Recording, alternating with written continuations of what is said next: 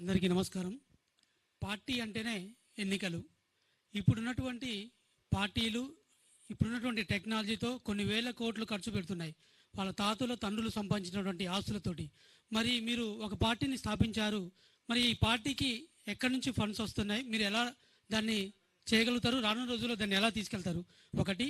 రెండోది ఏంటి అంటే, ఇప్పుడు ఎన్నికలలో ఏ ఎమ్మెల్యే క్యాండిడేట్ నిలబడాలన్నా కానీ కనీసం ఒక 30-40 కోట్ల ఖర్చు అవుతున్నది.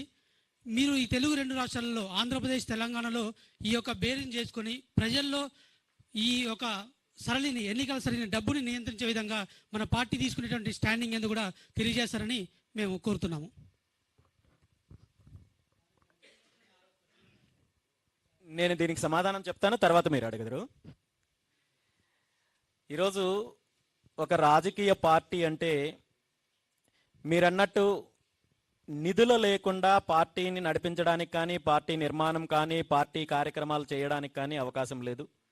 ఈ నిధులు అనేది రకరకాల మనుషుల ద్వారా కావచ్చు, రకరకాల సపోర్ట్ ద్వారా కావచ్చు వస్తుంది తప్ప ఏ పార్టీకి ఆ పార్టీ అధ్యక్షుడు లేదంటే ఆ పార్టీకి సంబంధించిన వ్యక్తి నిధులు సమకూర్చే పరిస్థితి ఉండదు. అది మీరు ఏ పార్టీ తీసుకున్నా, తెలుగుదేశం పార్టీ తీసుకుంటే తెలుగుదేశం పార్టీకి నిధులేమి హెరిటేజ్ కంపెనీ నుండి రావు, జగన్మోహన్ రెడ్డి గారికి వైఎస్ఆర్ కాంగ్రెస్ పార్టీకి భారతీయ సిమెంట్ నుండి ఏమీ నిధులు రావు.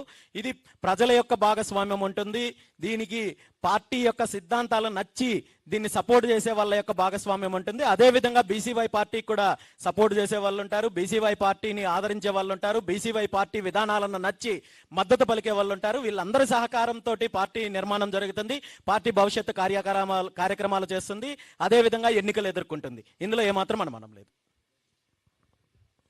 సో దానికి కూడా ఆన్సర్ అదే అనుకుంటాను. నేను అడగబోయే ప్రశ్న కూడా నిధులకు సంబంధించే. యాక్చువల్ నాకు తెలిసి అంటే ఒక 20-25 ఏళ్ల కిందట మీరు ఒక చెక్ బౌన్స్ కేసులో లీగల్గా కేసు ఎదుర్కొని మీ కిడ్నీ అమ్ముకొని క్లియర్ చేసుకోవాలని ప్రయత్నించారని నాకు, అంటే యాక్చువల్లీ మీరు ఇంత పెద్ద మీటింగ్ పెట్టినప్పుడు మీకు అడగాల్సిన ప్రశ్నల మీద కొంత కసరత్తు జరుగుద్ది బ్యాక్ ఎండ్.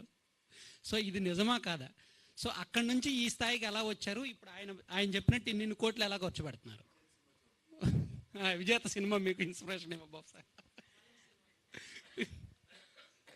మీరు జర్నలిజంలో కంటే కూడా ఏ డిటెక్టివ్ ఏజెన్సీ పెట్టుకోండి. ఇక్కడ అంటే మా ఛానల్ పేరు political intelligence news narrative. So intelligence గా చాలా సమాచారం మీ పార్టీ పెడుతున్నారని తప్పులేదు, కానీ ఇలాంటి నిరాధారమైన ఆరోపణలు లేదంటే తప్పుడు ఆరోపణలు తెలుగుదేశం పార్టీనో లేదంటే వైఎస్ఆర్ కాంగ్రెస్ పార్టీ చేసే ఆరోపణలు మీరు చేయకూడదు. అది నేను చెప్తున్నాను. సో ఇదైతే కాదంటారు, లేదంటారు. సరే, ఇంకొక ఇన్ఫర్మేషన్. తెలంగాణ ఎలక్షన్ టైంలో మీ మీద సమ్ విషప్రయోగం జరిగింది అని విన్నాను. అప్పుడు మీరు చాలా హాస్పిటల్స్ వెళ్ళి ట్రీట్మెంట్ తీసుకున్నారని కూడా విన్నాను. ఇది కూడా తప్పా కాదా, నిజమా కాదనేది కూడా క్లారిటీ కావాలి. ఇవన్నీ కూడా కేవలం కల్పితాలు మాత్రమే. తప్పుడు ఆరోపణలు చేయాలి, విష ప్రచారం చేయాలి అనుకున్నప్పుడు రకరకాల కథనాలు సృష్టిస్తుంటారు.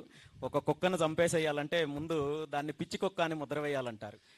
అలా చేయడంలో దీన్ని తెలుగు రాష్ట్ర రాజకీయాల్లో ప్రధానంగా ఆ సూత్రాన్ని ఇన్ఫర్మేషన్ ఉంది. మీరు ఏ హాస్పిటల్స్ తిరిగారు, ఎవరెవరితో మాట్లాడారు కూడా నేను ఇప్పుడు వినిపించమంటే వినిపిస్తాను. కాకపోతే కొంచెం ఇబ్బందికరం కాబట్టి నేను కాన్ఫిడెంట్ గా అడుగుతున్నా, మీరు పక్కా ఇవన్నీ కూడా ఏంటంటే వ్యక్తిగతమైన అంశాలు సార్.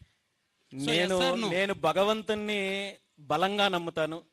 ఈరోజు నా జీవితానికి సంబంధించి అయినా, నా ప్రయాణానికి సంబంధించి అయినా, రాజకీయానికి సంబంధించి అయినా భగవంతుడి ఆశీస్సులతో నేను ముందుకు నడుస్తున్నాను అనుకున్నప్పుడు అనేక రకాల అవరోధాలు, అనేక రకాల ఇబ్బందులు, బయటికి కనబడే ఇబ్బందులు మాత్రమే కాదు, కేవలము దాడులో లేదంటే కేసులో ఇంకొకటో కాదు, తెలియని ఇబ్బందులు అనేక రకాలుగా ఎదుర్కోవాల్సి వస్తుంది. అవన్నీ కూడా ఎదుర్కొంటున్నాను, భవిష్యత్తులో కూడా ఎదుర్కొంటాను. సో ఇది రాష్ట్రానికో లేదా రాష్ట్ర ప్రజలకు సంబంధించిన అంశం కాదు కానీ పార్టీకి సంబంధించిన అంశమే కదా. పార్టీకి సంబంధించిన అంశం అన్నప్పుడు రాష్ట్రానికి సంబంధించిన అంశంగా మారుద్ది. సో ఇండైరెక్ట్ గా ఎస్ అనుకుంటా మేబీ.